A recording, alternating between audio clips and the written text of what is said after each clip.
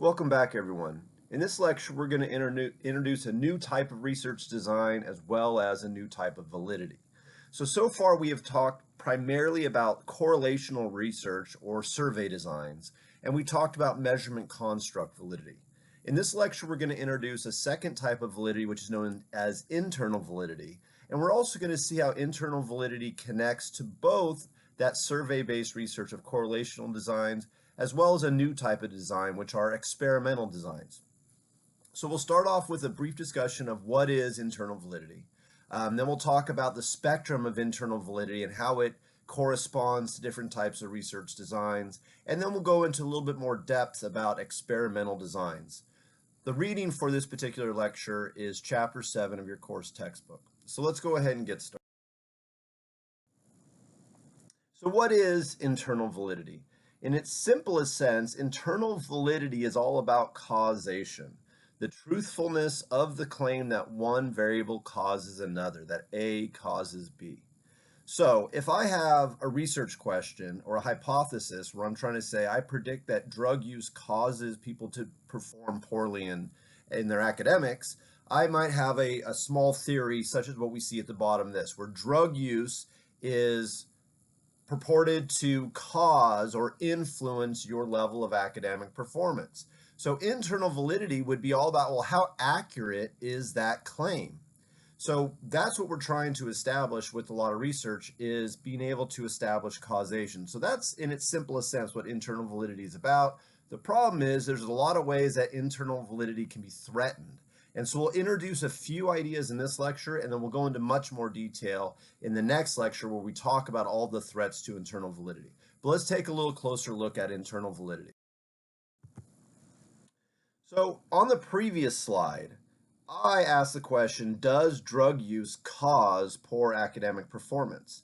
But how could that possibly go wrong? And as a researcher, will I be able to know when that threat or that problem or that attack on the internal validity occurs? Because it's possible. So we asked the question, does drug use cause poor academic performance, or is it possible that some rival hypothesis explains the observed association between drug use and academic performance? So one of the threats that we'll see and we'll come back to later is reverse causation. Maybe it's not that drug use leads to poor academic performance. Maybe it's the other way around, right? Maybe it's that academic performance, how well you're doing in school, may or may not lead you towards deciding to use drugs or sort of lead you to not want to use drugs. And our research design needs to be able to determine that.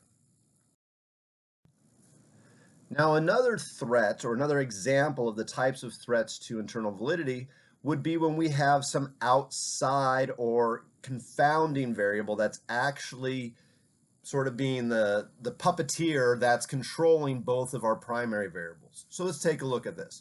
So on this one, we ask once again, does drug use cause poor academic performance? Or the same idea, does some rival hypothesis explain this observed association? So one of the problems might be what is known as a spurious association. And a spurious association, think about like a bone spur. It's like something growing on a regular bone. It's something outside that's sort of annoying it, right? Something from the outside is influencing it. And the thing that's influencing it is what is known as a confounding variable. So now when we look down at the diagram on the bottom, you'll notice that I've introduced a new construct, and that is parental neglect. So in this case, all of a sudden, it's not that drug use causes academic performance issues or academic performance influences drug use. You'll notice that the connection between drug use and academic performance is no longer an arrow. Now, all of a sudden, it's disappearing. And that's because maybe we realize that it's actually this third outside variable, this confounding variable of parental neglect, that's actually controlling both of them.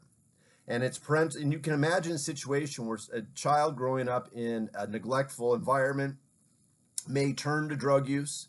They may not be sort of coached or encouraged to perform well in school, so their academic performance might slip. And you can see how that third factor, parental neglect, may have an influence on both of our primary variables.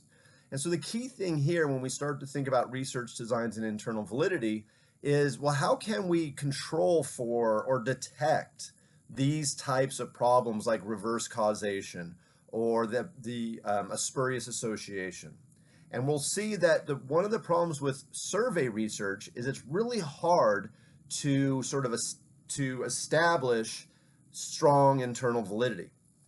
And that's why we're going to start talking about the importance of experimental research as we go forward as another opportunity for researchers to consider. So let's take a little closer. On this slide, we look at what I call the spectrum of internal validity. So we know that internal validity is all about causation. How accurate is our causal claim that A causes B? And depending upon various types of quantitative research designs, we can either have really low internal validity, like we're not so certain that we can actually be accurate in our causal claims, up to pretty high internal validity, where we are pretty accurate in our causal claims. And that's what we see with the red at the top, that sort of spectrum of low to high internal validity. Then in the black in the middle of this slide, we see various types of research, quantitative research designs. So on the low end of internal validity, we see correlational research, which are the surveys and questionnaires that we've been talking about so much so far in this semester. Now, although they are very prevalent and widely used in research, one of their biggest problems is correlational research tends to be rather low on the internal validity spectrum. And so that's why sometimes we want to look for stronger types of research designs if we really are trying to move beyond simply establishing associations, and we want to look toward establishing causation, which is internal validity. So you'll see that there's various types of experimental methods, and as we start with the low end of internal validity, you see correlational research as well as pre-experiments, and I'll talk about what those are in a few slides. Then as we move up the internal validity spectrum, we see quasi-experiments, which are slightly more sophisticated realm of experimentation. And then finally, at the high end of internal validity, we have the true experiments, the classic randomized true experiments. So we're going to talk a little bit about what the difference between each of those experimental styles are in the forthcoming slides. The final thing that we see on this slide is down there in the blue at the bottom. And this is just sort of like, it's sort of the give and take of internal validity and causation versus plausible rival explanations. And you may recall from previous lectures, we've talked about the 3 criteria for establishing causality, right? Number 1 is association. Association is easy to do. We have a lot of statistics that can do it. This is what correlational research focuses on, is establishing association. But that's only one of the 3 factors necessary to show causality. We also have to set up temporal precedents, right? So that's why we often think about the benefits of longitudinal studies, where we take multiple measurements over time versus cross-sectional studies. And we'll see that when we look at the experimental designs and how many of them are designed to be sort of a longitudinal application. But then the third thing is for causality is ruling out rival explanations or rival hypotheses. Those are that parental neglect that we saw on the previous slide, that outside confounding factor, which creates a spurious association. We need to be able to cross all those out and make sure that those aren't really the true thing that's influencing the association between our key independent and dependent variables. So as we get stronger internal validity, we tend to have fewer plausible rival explanations, and that's kind of what we're shooting for. All right, let's move on.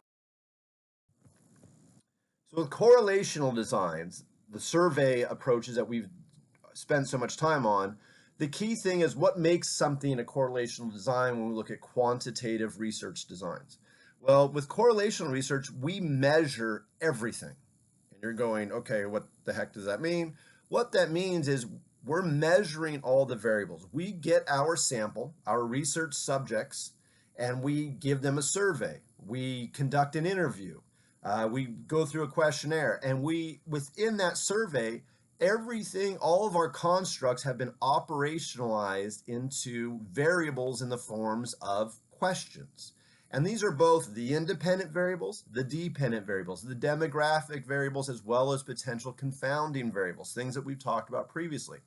There is no manipulation, and that's a key word that I want you to make sure you're comfortable with. There is no manipulation of the variables in survey-based research.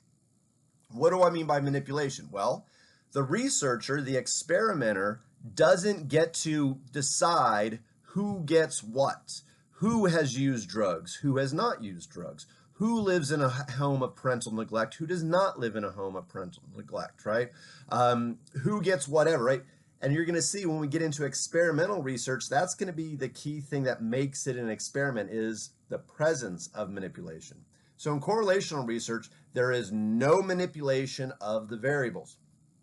But a limitation of correlational designs is that in reality, they can really only firmly establish association, which is that first criteria of the causality sort of trio, the three things we need.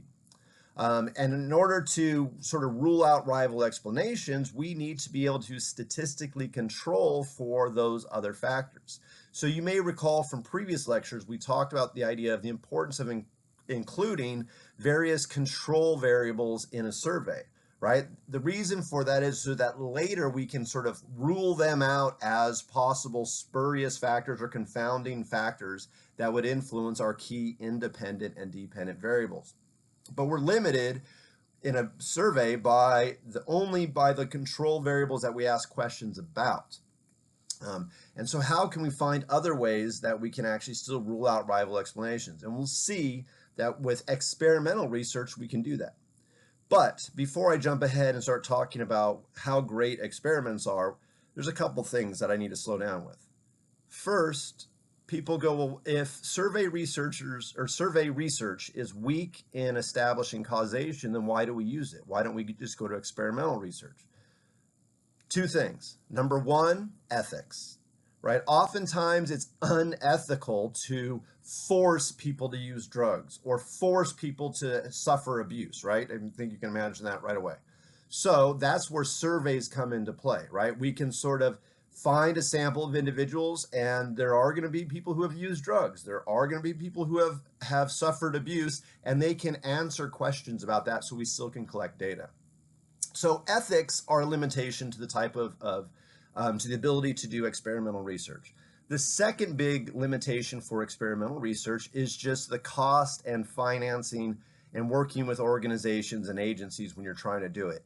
I'm going to share with you an article. It's several years old now, but it gives a good example of how even though we want to do experimental research in the field of criminology and criminal justice, the actual application and getting different law enforcement agencies or prisons or jails or county organizations to agree to all the sort of the requirements that are necessary for experimental design can be really tough. But when it is possible, experiments are our best opportunity for having strong internal validity. So let's go ahead and turn the page and look at experiments. So with experimental designs, there are sort of three major categories of experimental designs. And the next slides will go through each one of these. First, we have pre-experiments. Then a little bit more stringent level are quasi-experiments. And then at the gold standard of experimental designs are true experiments, otherwise known as like the classic random experiment, the randomized true experiment. They go by various names, but we'll talk about the characteristics so you know if you're actually looking at a study that is in fact a true experiment. So three major types of experimental designs, but each one of these three types has two major characteristics. So as opposed to survey research, which only measured all the variables, the key characteristic of an experiment is manipulation of, and notice this, the independent variable, the causal variable. And then we measure the dependent variable. So you measure the dependent variable in an experimental design just as you would have in a survey design, right? Either by asking questions or making observations. You measure that outcome, but you as a researcher get to step in and manipulate the actual independent variable. So quick example to make sure you've got it right in your mind is if I want to test whether or not a certain type of drug in the form of a small pill is going to have an influence on reducing headache symptoms, I might design a survey, or excuse me, I might design an experiment where I get one group of individuals who get the drug in that little pill. I, as a researcher, decide, I manipulate who gets the pill. That's the experimental group. I give them the pill, I wait half hour or whatever it is, and then I measure the outcome, their headache symptoms. And then the other group, the control group, I manipulate them in the sense that I do not allow them to have access to the drug or the pill, right? So they get nothing, but then I also measure their headache symptoms at the same time as I did with the experimental group, so then I can have a comparison. And that's the key thing.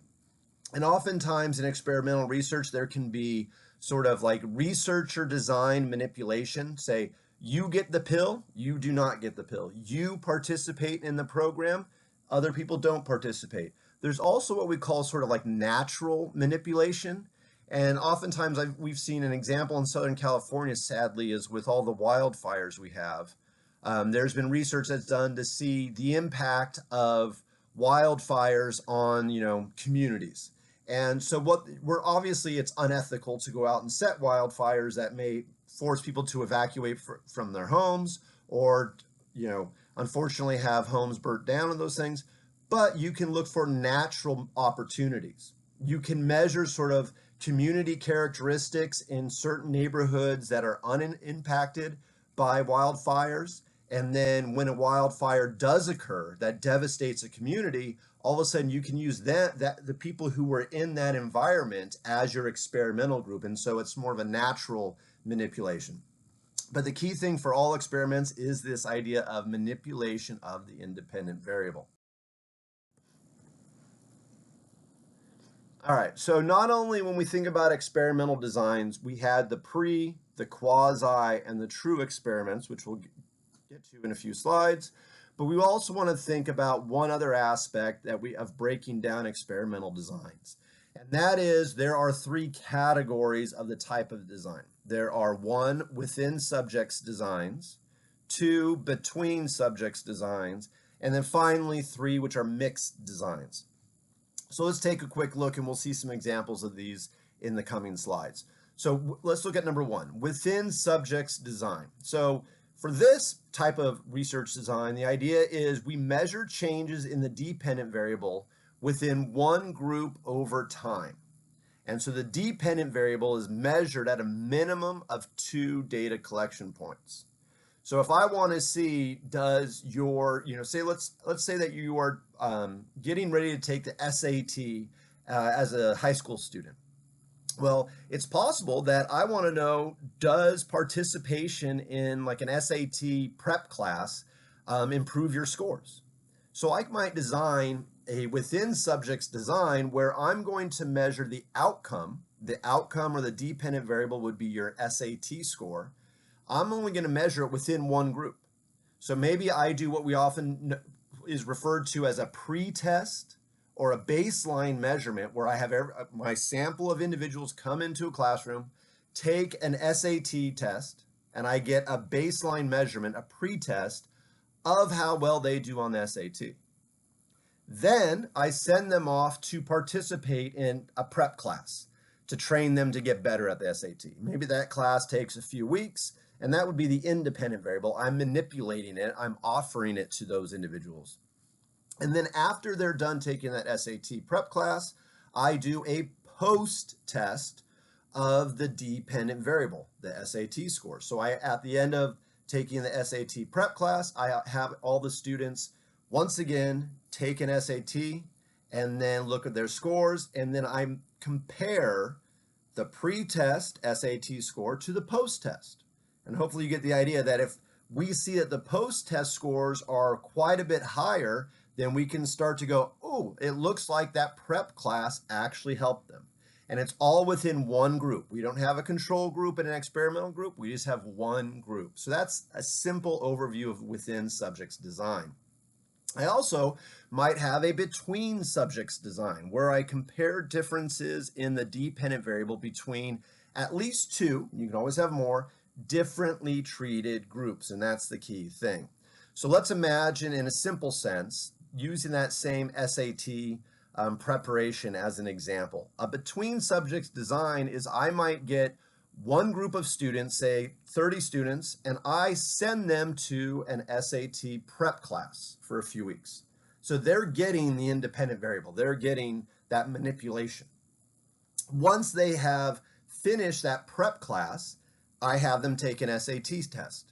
And then I look at their scores on the SAT test. I then have a second group, a control group, who did not participate in the prep class, but I have them take an SAT test at roughly the same time as the experimental group did. Then I can compare between those two groups and look to see, did the individuals who took the actual SAT prep course, did they do better or worse than the people who were not offered that course? And that's what I mean by being differently treated. One group got the prep course, the other one did not. And we could expand it. We could have 3 or 4 differently treated groups, right? I may have one group who takes an in-person prep course. I may have another group who takes an online version of the prep course. A third group who is given some books and study at home materials. And then I have a fourth group which got no training at all. And then I give them all an SAT test, and I compare across those various groups to see, do I see a significant difference? And then finally, we have the mixed design. And the mixed design is just when we combine both the within and the between aspects.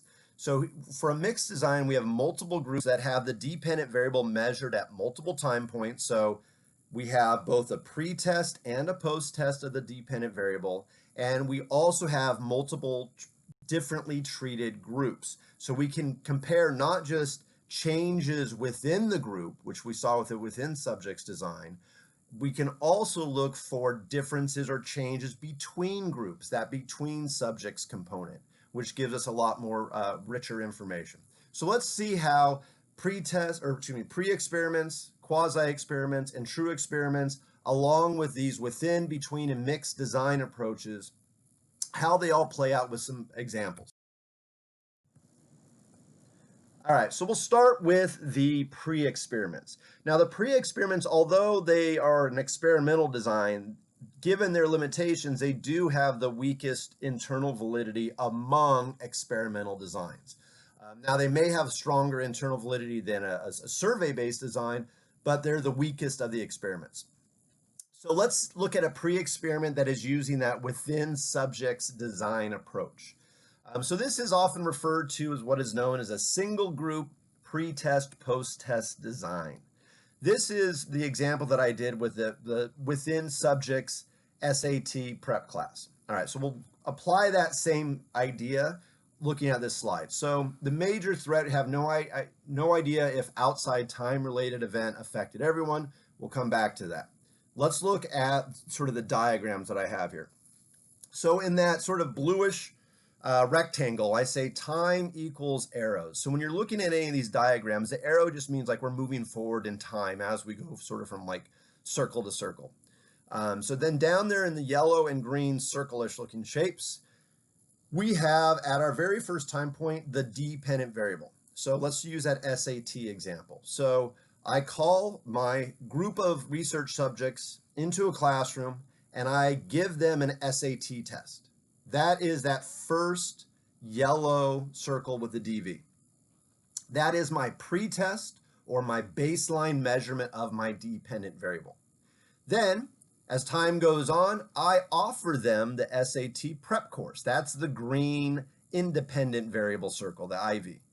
So whether it's a day, 6 months, doesn't matter. But I manipulate it because I, as a researcher, present that to them. I give them that prep course, and then after they have finished that, we move to that third circle or the second yellow DV dependent variable measurement, and I give them a post test. I give them another SAT test, and what this allows me to do is if that green circle, if the independent variable was actually effective, I should expect to see a change in their SAT scores between the two different yellow dependent variable measurement points, right? So I should see an increase in test scores from the pre-test to the post-test.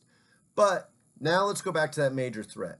The problem with this type of study is I don't know if some sort of outside event may have affected everyone, right? I mean, right now, think about what we have going on with COVID-19 and a lot of other things going on in the world. If all of a sudden the students walked into my classroom on day one for the pretest, took the SAT score, but then between that pretest and the post-test, all of a sudden something happens where we have to change the format of the SAT course, right? If all of a sudden I can no longer offer it in person, but rather I have to do it online, that is an outside time-related event that may mess up the clarity of what I'm trying to figure out.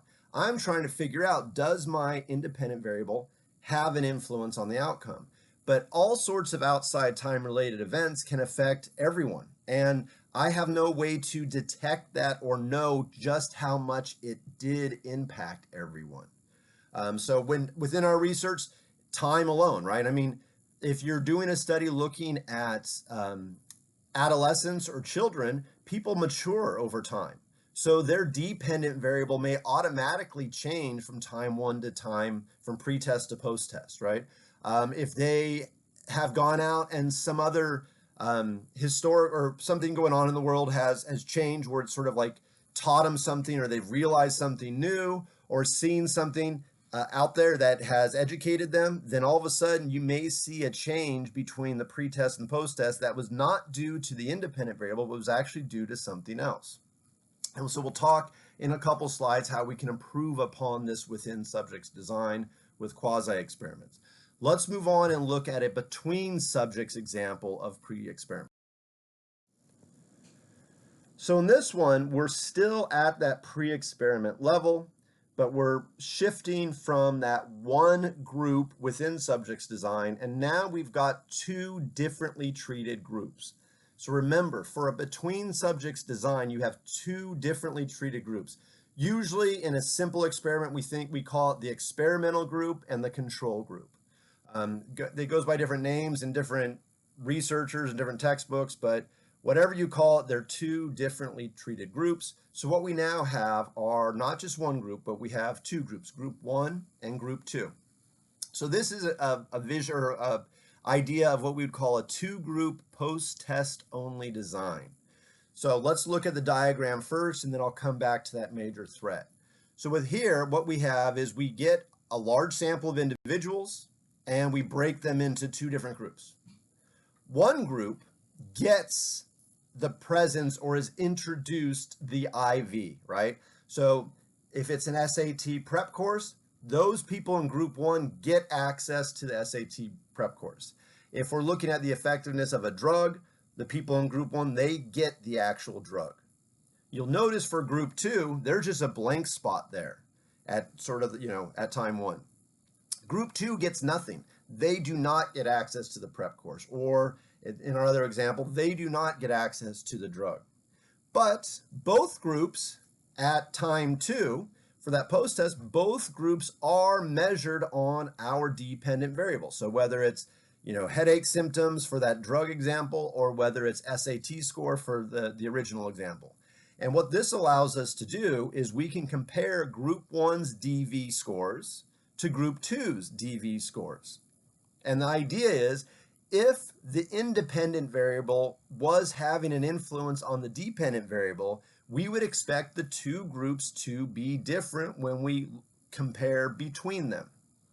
However, the major threat here that you may guess is that because we don't have a pre-test for either group, and group 2, we just only get one measurement of their dependent variable at that post-test time, the same with group 1, we don't know if the groups would have been different anyway, right? So they may have already had distinct reasons for being completely different groups.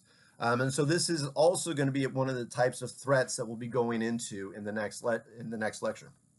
So let's go ahead and move on to quasi-experiments and see how we can sort of improve different aspects of these experimental designs in order to improve the internal validity.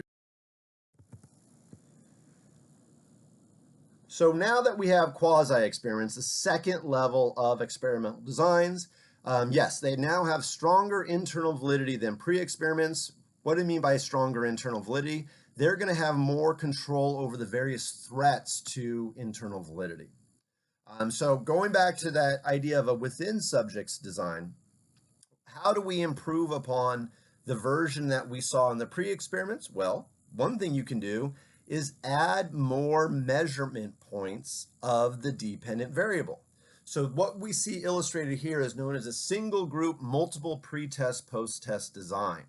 And so rather than having only one pre-test of the dependent variable and then the introduction of the independent variable and then one post-test of the dependent variable, in this example, we now have two pre-tests and two post-tests. What this allows us to do is see whether or not various time-related events had an impact. If there was time-related events, they would only, ideally, they should have been impacting them throughout the course of measurement. So if we look at DV, the first pretest of the dependent variable, and then we have a second measurement of the pretest of the dependent variable, if those measurements look pretty steady, and there's not much change from time 1 to time 2, then we're going, okay, it's unlikely that there's been any outside time-related events. Then as we go from that second DV to the third one, the one that's right after the independent variable, if we see a jump or a change or a significant increase or decrease in the dependent variable, we're more likely to be able to say, it looks like it was in fact the independent variable that had an impact on the dependent variable rather than some outside related time event. And then by having a second follow-up of that dependent variable, we can see whether or not, once again, does it, now that we've seen a spike or a change in it, does it remain steady? Is it possible that there wasn't some outside time-related event? So if we see the dependent variables jumping all over the map as we go from time point to time point to time point to time point, we're going, it's probably not the independent variable. It's probably just outside time-related events that are actually impacting the subject's measurements. But if we see pretty steady with the two pre-tests and then some major movement before we get to the two post-tests, we can go, it looks like that independent variable is in fact having an influence on the dependent variable. So let's look at another type of quasi-experimental approach. So with our pre-experiment, the second example of our pre-experiment was a between subjects design. So a way to improve upon that between subjects design would be to introduce a mixed design. So a mixed design is where now we can make comparisons within groups, within each individual group, as well as between groups. So this is known as a two-group pre-test, post-test design. And as you can see, we can now make comparisons within group over time and between groups at each time point.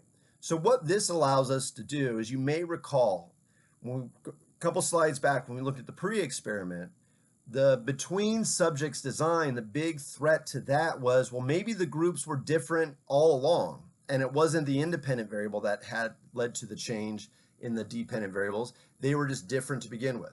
Well, by incorporating a pre-test of the dependent variable for both group 1 and group 2, and then introducing the independent variable to group 1, and then having a post-test for both groups, we can look to see the key idea, that focal point that we want to see is, do we see differences in the dependent variable at that post-test, right, between group 1 and group 2 at the post-test point?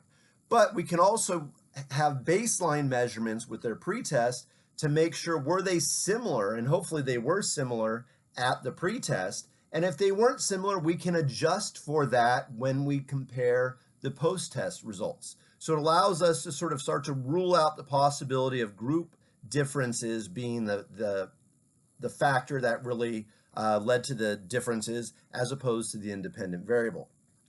But even with this, we're getting pretty good. From an experimental design, we're getting close to sort of the gold standard of experimental research. But even with this, one of the things that we can't do is we have not really ruled out rival hypotheses in the sense of things that we would not have even predicted. Sometimes how people were selected into group 1 and group 2, even though we have a baseline measure in their dependent variable. Let's say that at the pretest, group 1 and group 2, both of them look pretty similar. But maybe some of the people in our research study tend to be people who are going through a maturation change, right? Especially if you're studying kids or adolescents. Maybe they're going to have a growth spurt. Maybe they're going to all of a sudden get stronger and faster. And the individuals in group 1 are those people that are about ready to have a growth spurt. And for whatever reason, the people in group 2 are not at that point. Then all of a sudden we get to the post-test, and we may all of a sudden notice that group 1 is bigger, faster, stronger than group 2. And we go, oh, it must have been due to the influence of the independent variable. No, it's possible that the way the two groups were selected in the first place may have been the real reason. So we have not equalized the groups, even though we've incorporated this mixed design approach. So this is where we need to add in that one of the key things of good experimental research, and that's what we're going to see on the next slide when we talk about true experiments. So now we are at the gold standard of experimental designs. These are true experiments. True experiments have the strongest internal validity of all experimental designs. They are able to control for both time-related threats and group-related threats. Now, our next lecture will go into more detail about types of time-related threats as well as types of group-related threats, as well as other threats to internal validity. But we've already touched on these a little bit in previous slides in this lecture, right? Those time-related threats were the ones that we saw with the threats to some of the within subjects designs, right? The idea that it's possible that the changes we saw from the pre-test to the post-test of the dependent variable were actually due to something completely unrelated to the study, as opposed to the actual independent variable that was introduced between time 1 and time 2, or between the pre-test and the post-test.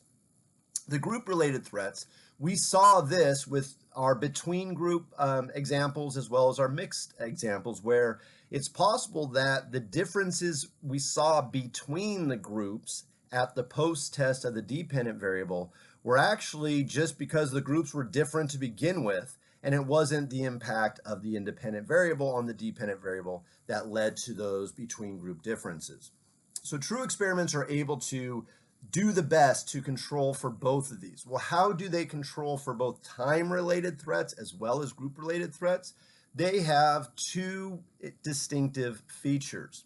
So in order for something to be called a true experiment, it must have, number one, two or more differently treated groups, right? So this is, in the simplest sense, you have the experimental group who get the independent variable, and you have a control group, the group that does not get access to the independent variable, right?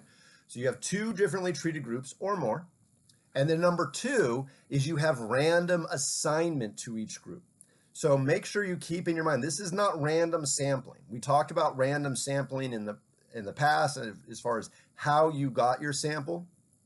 No, random assignment is assuming you already have your sample of research subjects. So no matter how you got it, whether it was convenience, random, whatever it was, you now have your group of subjects.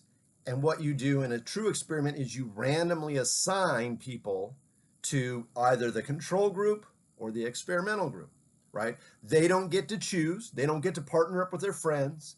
It's not first come, first serve. No, it is you have your sample, the entire sample, and then you just randomly pick, numbers out of a hat. Subject number 2, you're an experimental group. Subject number 3, you're a control group. Subject number 4, you're a control group. Subject number 5, you're an experimental group, and so forth. It's just random assignment to each group. And now, what do these do? What's the importance of these? Well, looking at down at the bottom here, controlling different sources of rival explanations. So that first necessary feature of having two or more differently treated groups, what does that do? Well, the presence of having a control group allows us to detect changes in the dependent variable that are the result of outside time-related events. So if there is something going on outside of your study, such as like we talked about before, the idea of like, a global pandemic, which is changing educational approaches and things of that nature. If everyone in the experimental group is being influenced by it, well, by having a control group, they're also going to be being influenced by that outside time-related event too. And so it doesn't stop those time-related events or threats from happening, but it allows us to detect them, right? You may have heard the old idea of like the canary in a coal mine, right? Why do miners bring a canary in a cage when they're working in these deep underground mines? The canary doesn't stop dangerous gases from accumulating, but the canary detects them, right? That's if the bird dies, sadly, everyone should probably get out before they die. Okay, so a control group doesn't stop time-related threats from happening, but it allows you to detect it. And if you can detect it, then you can then control for it in the sense of removing its impact from your overall study once you start doing your analysis. The other thing we have is random assignment. What's so good about random assignment? Well, random assignment is statistically proven to be the best way that both the control group and the experimental group are as similar on as many different variables and factors as possible, right?